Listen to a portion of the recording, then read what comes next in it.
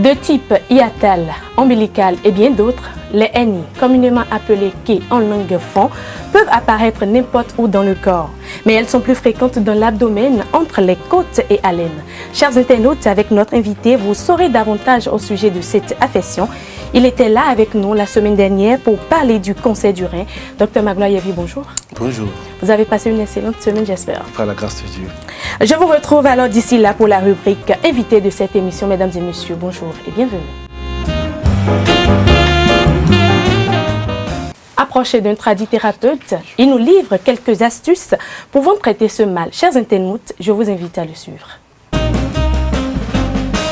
Il y a plusieurs sortes d'hernies et ainsi il y a beaucoup de plantes que nous utilisons.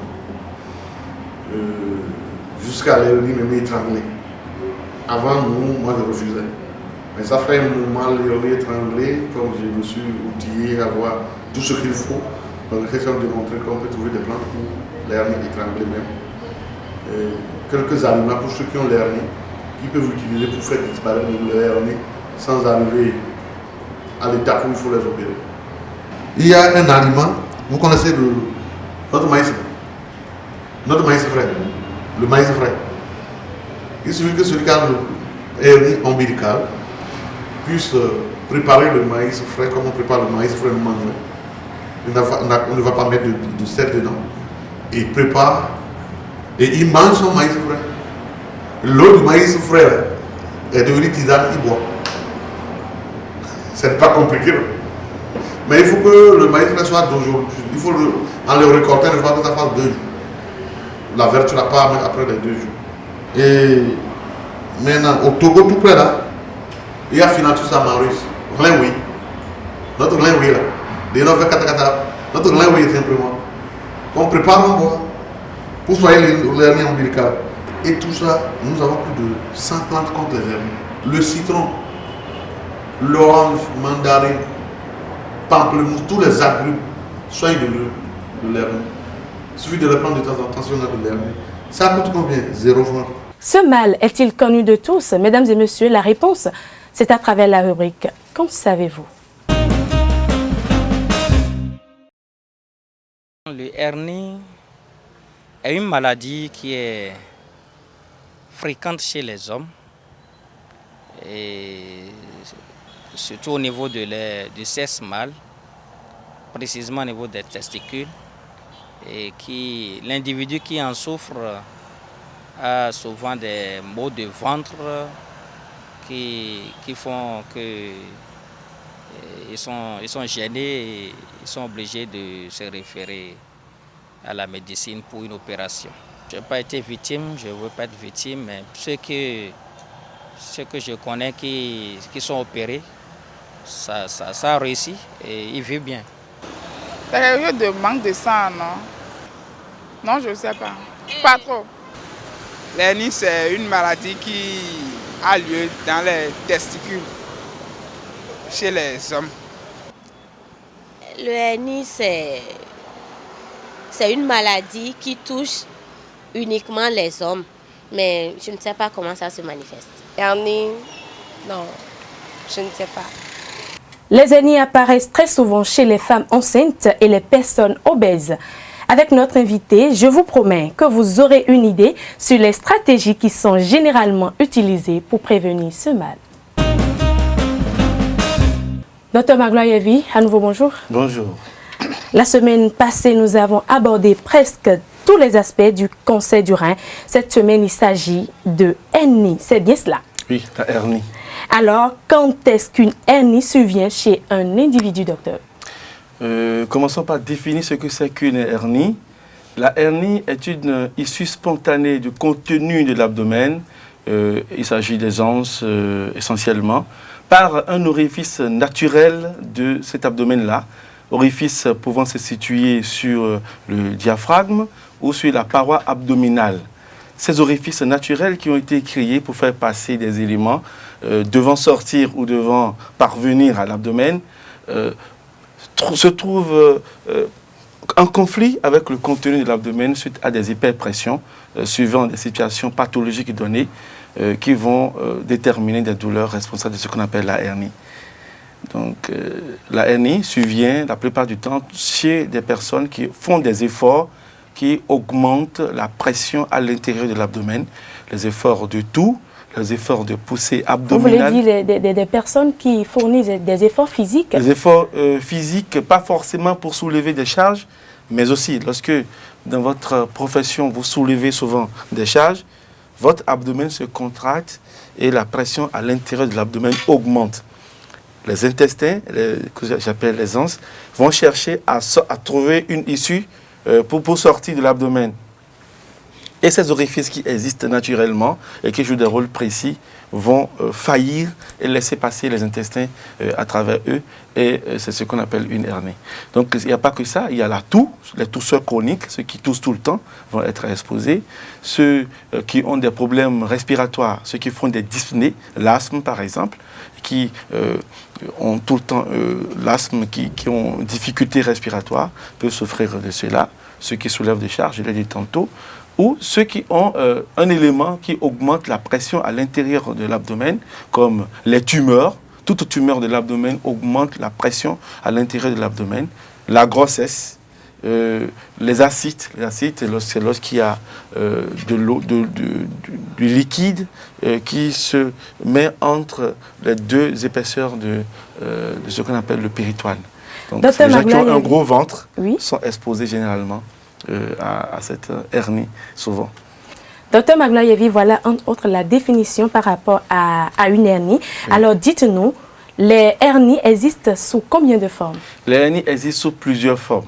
Il y a ce qu'on appelle les hernies diaphragmatiques. Ce sont les hernies qui surviennent au travers des orifices du diaphragme. Il y en a plusieurs, dont la hernie la plus célèbre est appelée la hernie hiatale, qui survient au travers de l'orifice œsophagien, par lequel l'œsophage qui quitte notre gorge descend dans l'abdomen et va aboutir à l'estomac. Donc cette hernie consiste donc à un glissement, si vous voulez, de l'estomac au travers de l'orifice œsophagien pour se retrouver dans la région thoracique. Et quand c'est pincé, ça fait très mal et ça va donner des douleurs épigastriques, des douleurs dont le malade va parler souvent.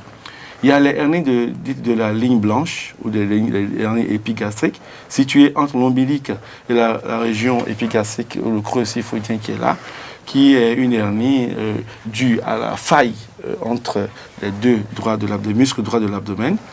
Il y a les hernies ombilicales. Les hernies ombilicales, ce que nous appelons ombilic chez nous souvent et qui est gros comme un petit ballon sur nos enfants et chez certains adultes, considéré culturellement comme étant normal, c'est la hernie ombilicale. Et c'est connu aussi. Cette hernie, ailleurs, s'opère comme on opère la hernie inguinale et peut se compliquer également. On a les hernies inguinales. Les hernies inguinales, c'est les hernies qui passent par les orifices dits inguinaux, à gauche comme à droite. Des espaces, les orifices qui sont prévus pour livrer passage à certains éléments nobles. Chez l'homme, essentiellement, ce qu'on appelle le cordon spermatique, les éléments nerveux, les éléments vasculaires et ce qu'on appelle le déférent, voilà, qui va aboutir au testicule dans la bourse. Ces orifices, la hernie peut se produire par cet orifice-là et donner ce qu'on appelle la hernie inguinale ou la hernie inguinoscotale lorsque ça descend jusqu'au niveau des bourses. On a ce qu'on appelle les hernies fémorales ou les hernies crurales qui sont plus bas situées. Il y a un orifice en bas qui livre passage à ce qu'on appelle l'artère et la veine fémorale. L'orifice par lequel on peut aussi avoir une hernie. Ça survient surtout chez les femmes, mais ça peut arriver aussi chez les hommes. Et donc, on peut avoir ces hernies. Il faut dire qu'il y a une forme de hernie inguinoscotale qui survient fréquemment chez les enfants, qu'on appelle la PCPV, la persistance du canal péritonéo-vaginal. Cette hernie qui n'est pas souvent comprise par les parents, parce que les parents voient leur enfant naître et présenter déjà une hernie et ils se posent beaucoup de questions. C'est juste que les testicules qui sont conçus dans l'abdomen au niveau de la région lombaire doivent descendre dans les bourses et en descendant, ils descendent avec un pan du péritoine qui est la membrane qui recouvre les intestins et en descendant, il se crée un canal entre l'abdomen et les bourses. Cette membrane prend le nom de vaginale dans les bourses Donc les testicules devraient rester en bas et ce canal devrait se fermer avant la naissance. Donc malheureusement, pour des problèmes généralement hormonaux, ce canal ne se ferme pas et c'est pour ça que des enfants peuvent naître avec cette hernie-là. On retient donc qu'il existe 6 formes de hernie. Alors docteur, quels sont les premiers signes de ces différents types de hernie? Le premier signe de la hernie, c'est la douleur. Parce que la plupart du temps, c'est le premier signe qu'on voit, c'est la tuméfaction. Si c'est une hernie exposée, les hernies inguinales, les hernies ombilicales, les hernies épigastriques, les hernies crurales, on ne les voit pas comme ça. C'est une masse qui va apparaître, qui est en réalité l'intestin qui a pu passer par l'orifice pour apparaître sous la peau. Et voilà, on sent une masse et c'est accompagné de douleur. Donc c'est la tuméfaction associée à une douleur, généralement ressentie par le patient et qui fera l'objet d'une demande de consultation. Dans beaucoup de cas, docteur, les hernies résultent d'une augmentation de la pression dans l'abdomen. Oui. Quelles sont les autres causes de ce mal? Oui, les hernies surviennent souvent, sauf chez l'enfant, comme je l'ai dit tantôt, suite à une augmentation de la pression intra-abdominale, à l'intérieur de l'abdomen. Et cette augmentation de pression peut être de plusieurs origines. J'ai parlé tantôt de toux. Les tousseurs chroniques entraînent par leur toux une augmentation de la pression intra-abdominale. Les dyspnéiques, ceux qui ont l'asthme par exemple et qui ont des difficultés respiratoires, peuvent aussi augmenter la pression intra-abdominale. Les efforts de défécation, ceux qui ont les selles dures et qui doivent pousser tout le temps pour aller à la selle, s'exposent à faire une hernie. Ceux qui ont des difficultés urinaires et qui doivent pousser pour uriner, dans le cas par exemple des tumeurs de la prostate, ceux qui ont une infection et qui doivent pousser pour uriner, ceux qui ont une sténose de l'urètre et qui doivent pousser pour uriner, tous ceux qui ont une sclérose du col de la vessie et qui doivent pousser pour uriner, tous ceux-là sont exposés donc à cette hernie parce que en poussant, on augmente la pression intra-abdominale, ce qui va obliger les os en quelque sorte à chercher une issue et à profiter de ces issues naturelles pour s'exposer à la hernie. Dites-nous, docteur Magloire-Yeri, peut-on mourir des complications de ce mal? Bien sûr. La complication qui survient le plus souvent, c'est l'étranglement de la hernie. L'étranglement, c'est tout bête. C'est les os qui sont sortis et qui n'ont pas pu être retournés dans l'abdomen. Parce que la plupart du temps, lorsque le patient a une hernie, les intestins sortent par l'orifice naturel, mais peuvent être retournés. Le malade même apprend à le faire, il le fait spontanément. Et il remarque qu'il a une tuméfaction qui est au niveau de la région inguinale, qui est au niveau de la région ombilicale ou épigastrique, qui lui fait mal. La douleur, il regarde, il voit qu'il y a une masse qui apparaît. Souvent, la masse apparaît après un effort de toux ou de poussée. Et en massant ou en essayant de manipuler cette tuméfaction, on retourne l'intestin dans l'abdomen. On parle de réduction de la hernie.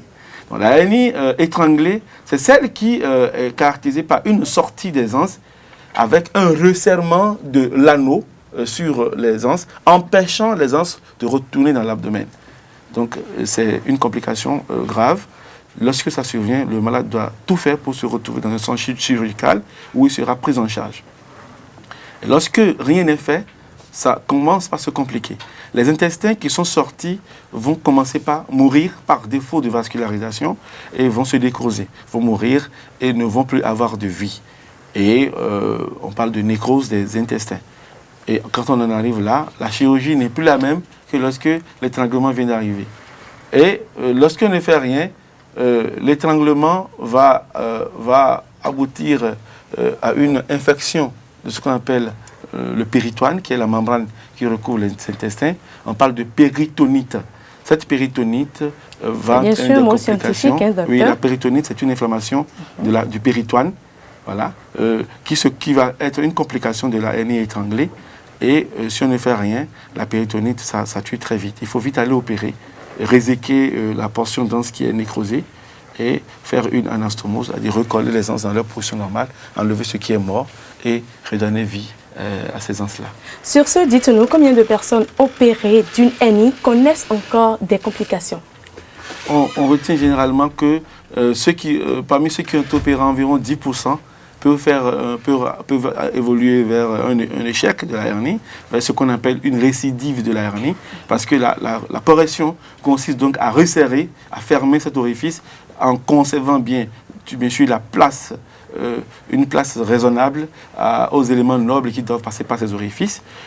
Et malheureusement, si les causes qui ont entraîné l'effet hernie continuent d'être maintenues, oui. Parfois la fermeture que l'on administre à ces parois peut céder si le malade n'a pas été suffisamment conseillé, aussi les têtus, s'il continue à soulever des charges, s'il n'a pas été traité de sa maladie qui le fait tousser et tout ça, la hernie risque de survenir. Dans 10% des cas, généralement, c'est des choses qui peuvent arriver. Docteur, vous avez suivi avec nous les 2 éléments précédents. Alors, dites-nous un mot plutôt sur l'avis des citoyens face à ce mal. Les citoyens ont leur avis sur la question, mais il faut dire que la hernie, comme je le disais tantôt, c'est une maladie chirurgicale qui doit se traiter avec la chirurgie. Il n'y a pas de médicaments, il n'y a pas de tisane. Quelqu'un d'entre eux l'a bien dit que lorsqu'on opère la hernie, que ça guérit. Donc, ce qu'il faut dire, c'est que tout traitement traditionnel, médicamenteux, de tisane et tout ça, que proposé pour guérir la hernie, est une fausseté. Ça, je vais être tout cru, c'est faux. On ne peut pas traiter la hernie ni avec des médicaments, ni avec des tisanes. Par contre, la chirurgie est la technique curatrice la plus efficace. Vous reconnaissez avec moi, Dr Magloire Yvi, qu'il y a bon nombre sinon qu'il y a peu de gens qui reconnaissent l'existence de ce mal? Oui, il y a plusieurs qui estiment que c'est normal. Ils estiment qu'en réalité, ils voient une tuméfaction sur eux. Ils estiment que c'est normal. Mais c'est jusqu'à ce que l'étranglement arrive.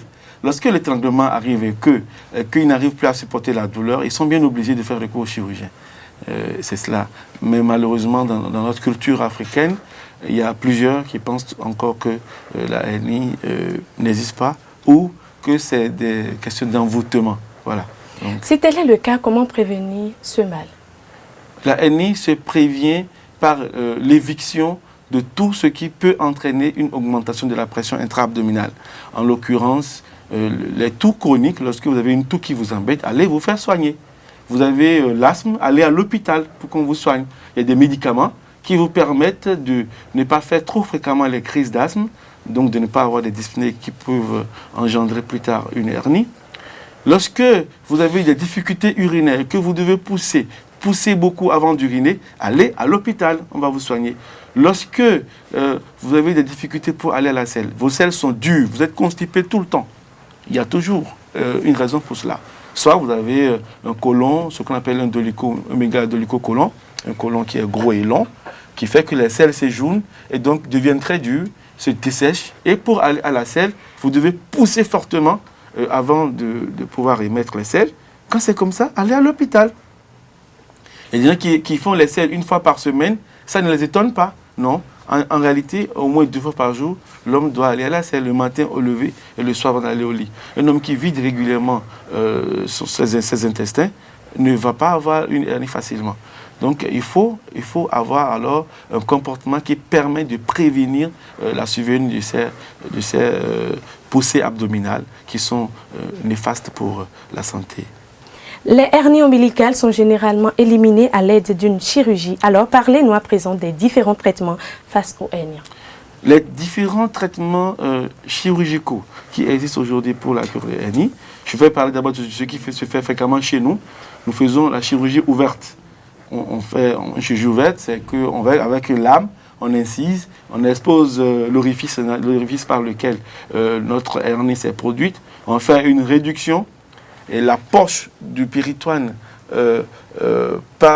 qui a logé les anses en dehors de l'abdomen s'appelle le sac hernière. Donc on réduit ce sac, on le ligature, on le coupe et on répare l'orifice par des techniques qui nous sont bien connues. Donc ça, c'est ce qu'on appelle la chirurgie ouverte. La chirurgie ouverte, il y a la chirurgie ouverte sans prothèse et la chirurgie ouverte avec prothèse. Donc des fois, on est obligé d'utiliser des prothèses pour protéger les éléments nobles et fermer l'orifice pour que la hernie ne se reproduise plus. Il y a ça. Il y a ailleurs, bon, ici aussi on le fait, la cure de la hernie par laparoscopie, c'est-à-dire qu'on fait des trous dans l'abdomen, on fait un orifice par lequel on passe la lumière, un orifice par lequel on passe la caméra et un orifice par lequel on passe le matériel pour pouvoir corriger cette hernie à partir de la cavité abdominale. C'est la laparochirurgie. Cette technique, comme vous devez l'avoir compris, s'accompagne de l'utilisation des prothèses. Donc on dissèque, on expose l'orifice, on fait une réduction de la hernie, on pose la plaque et on la fixe par des points avec le matériel qui a été introduit par là-dedans. Donc c'est la laparochirurgie, donc la laparoscopie. Cette technique est très développée en Europe et ailleurs, et on le fait ici pour ceux qui en ont les moyens. C'est un peu plus coûteux que la chirurgie ouverte, qui est la pratique la plus courante. Docteur Magloire Yévi, je rappelle que vous êtes urologue, andrologue au CNHU de Cotonou. Dites-nous, combien de fois peut-on opérer une hernie chez un individu? Une hernie opérée une fois peut récidiver plusieurs fois. Le tout dépend donc du succès de la technique et dépend aussi du respect des règles hygiéno-diététiques données aux patients. Il y a des patients qui sont vraiment très têtus et qui, quand on leur dit réduisez votre habitude à soulever des charges lourdes, ils ne vous écoutent pas. Et quand on leur dit, quand vous avez des difficultés urinaires, venez vous faire soigner, ils n'écoutent pas. Et donc, ils continuent à faire ce qu'on leur interdit. Ces hernies peuvent récidiver et ils reviennent une fois, deux fois, trois fois. Mais chaque fois qu'ils reviennent, on a toujours un moyen à leur proposer pour corriger leur état pathologique. Docteur Magloire Yévi, des conseils à donner? Des conseils à donner par rapport à la survenue des hernies. On ne peut pas décrire en détail toutes les hernies, donc on a parlé des hernies en général. Il faut, pour une bonne hygiène de vie, éviter d'être souvent constipé. C'est là la nécessité de prendre des fruits. Les fruits qui vous permettent de bien digérer. Les oranges. Lesquels déjà? Les oranges. Oui. Les oranges, un homme normal doit prendre des fruits qui permettent de bien digérer dans la journée. Les fruits, les oranges, la papaye. La papaye est bien pour bien digérer. Mais aussi, il faut boire beaucoup d'eau. Un homme qui ne boit pas beaucoup d'eau aura toujours les selles dures. Il faut boire beaucoup d'eau. Il y a d'autres choses qu'on connaît chez nous qui permettent d'aller à la selle, avoir les selles fluides. Lorsque vous n'allez pas régulièrement à la selle, il faut aller voir un médecin qui pourra vous aider. Vous pourrez vous aider par les fruits et boire beaucoup d'eau. Pour ceux qui ont des difficultés pour uriner, à partir de 45 ans, 50 ans, généralement, c'est qu'il y a une maladie prostatique qui est là-dessous. Lorsque vous ressentez des difficultés pour uriner, lorsque vous devez pousser pour uriner, là, il faut aller voir un urologue. Ou même lorsque vous êtes jeune et que vous devez pousser pour uriner, on ne pousse pas pour uriner. Une mission normale est sans effort. On ne pousse pas pour uriner. Lorsque vous sentez la nécessité de pousser avant d'uriner, vous devez aller voir un urologue. Lorsque vous sentez une douleur sur l'abdomen, que ce soit une douleur ombilicale, inguinale ou à l'intérieur, au niveau de la région épigastrique, au sous-costal, il faut aller voir un chirurgien pour qu'il puisse diagnostiquer à temps votre mal. Et la solution existe au Bénin pour toutes les formes de hernie aujourd'hui. On peut vous opérer pour toutes ces hernies et avoir un bon résultat. Docteur Magloire Yévi, je vous remercie pour vos différents conseils. Chers internautes, nous sommes presque à la fin de cette émission. Retenez juste qu'une hernie qui revient après une intervention chirurgicale peut généralement être de nouveau opérée. Sur ces mots, nous mettons un thème à ce numéro de votre émission Bien-être et Santé que je vous remercie d'avoir suivi. D'ici là, portez-vous bien. Au revoir.